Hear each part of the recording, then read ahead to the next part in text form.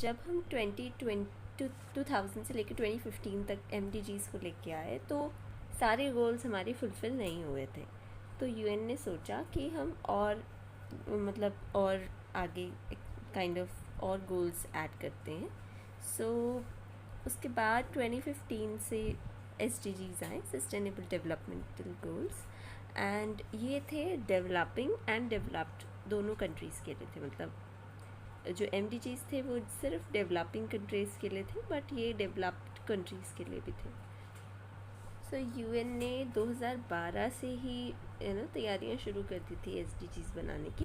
So basically 2012 में ही एक conference हुई थी जिसका नाम है United nation conference on sustainable development. ये एक अर्थ समिट का पार्ट।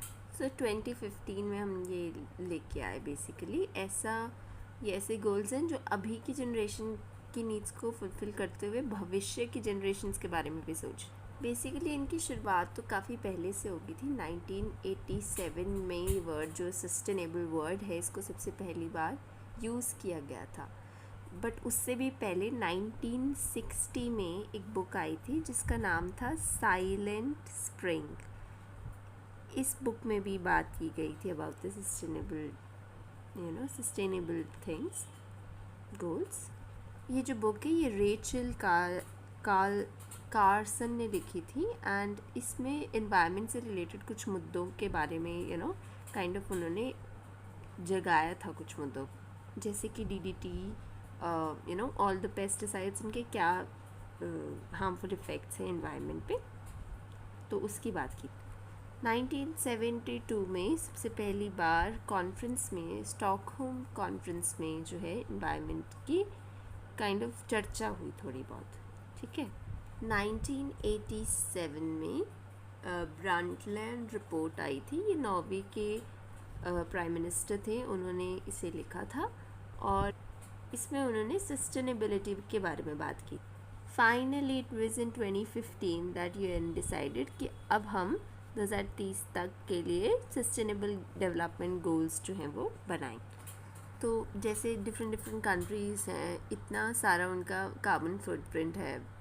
एज वी नो कि सबसे ज़्यादा चाइना का है, देन सेकंड नंबर पे रशिया आता है, नहीं US आता है, थर्ड नंबर पे रशिया आता है, एंड देन फोर्थ नंबर पे इंडिया आता है, राइट।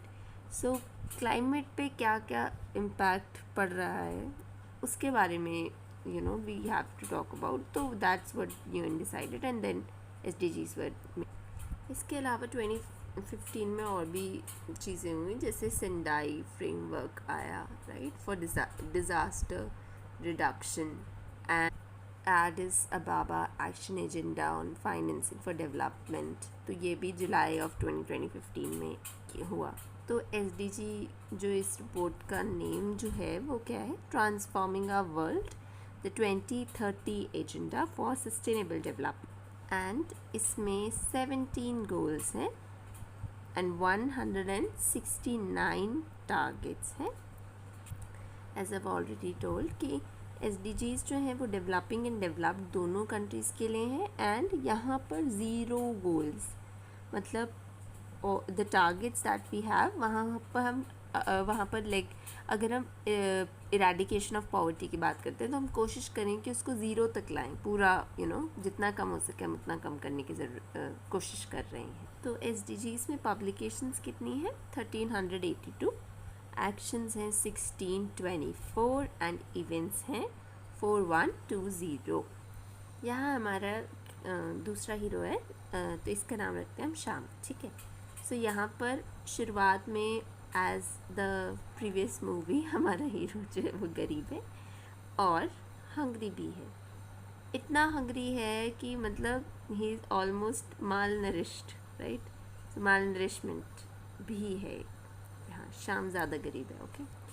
यहाँ पर फिर हमने उसकी बुक को मिटाया, ठीक है, पैसे दिए कुछ, ठीक है। उसके बाद क्या हुआ, इससे क्या होगा, अगर हंग्री होगा, now if we give him food तो वो हेल्दी हो जाएगा। तो यहाँ पर आएगा well and happiness, right. I am sorry, it's not happiness, it's health, ठीक है। तो जब हमने इसकी वेलबींग और हेल्थ पे फोकस किया, उसके बाद हम उसको एजुकेट करेंगे अच्छे से, ठीक है। एजुकेशन प्रोवाइड की, तो एजुकेशन जब उसको दी तो वो सीखा कि men is equal to women empire, है ना, ठीक है। तो उसके बाद क्या हो गया, उसके बाद हमारे कैरेक्टर को लग गई प्यास और वो गया पानी लेने, ठीक है। जब वो पानी लेने गया तो उसके दिमाग में एक आइडिया आया कि why not I use this water to make some energy out of it, right.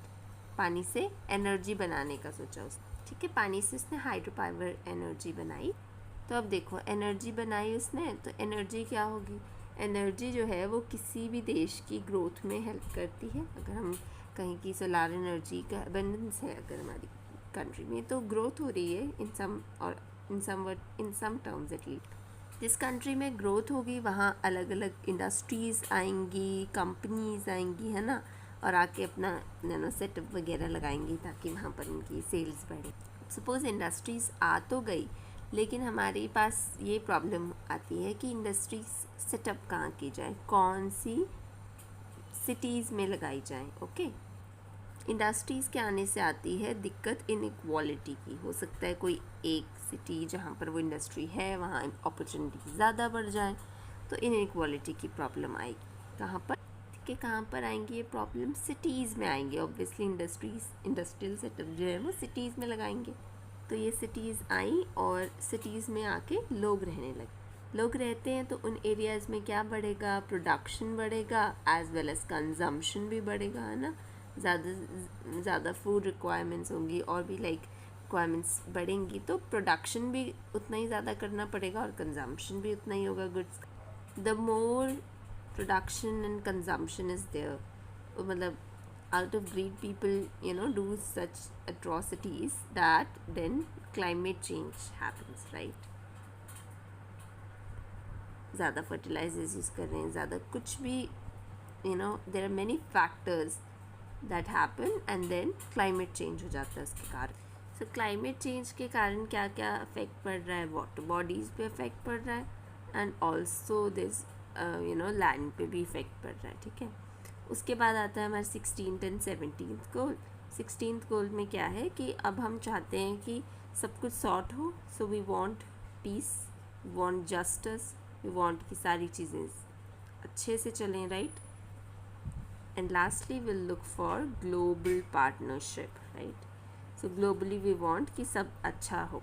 Now let's talk about the actual goals, right? Goal number 1 है end poverty in all its form everywhere, okay। end poverty in all its form everywhere, ठीक है, poverty हटाना है। फिर क्या है, goal number 2 is end hunger, achieve food security and improve nutrition and promote sustainable agriculture। तो हमने क्या बात की थी कि हम पॉवर्टी के बाद हम हंगर पे आए थे, हंगरी था, राइट। सो हंगर को ख़त्म करना है, right, and hunger, achieve food security, इसके साथ साथ हमने फूड सिक्योरिटी भी अचीव करनी है और सस्टेनेबल एग्रीकल्चर प्रमोट करना है, ठीक है। ऐसा एग्रीकल्चर जिससे ज़्यादा क्लाइमेट ज़्यादा नुकसान ना हो एनवायरनमेंट। नाउ गोल नंबर 3 क्या है, ensure healthy lives and promote wellbeing for all at all ages, right. So हमें हेल्दी लिविंग को इंश्योर करना है, हमें इंश्योर करना है कि सभी लोगों की वेलबींग बढ़े। Then comes goal number 4। Goal number 4 में क्या है, inclusive, ensuring inclusive and equitable quality education and then promote lifelong learning opportunities for all।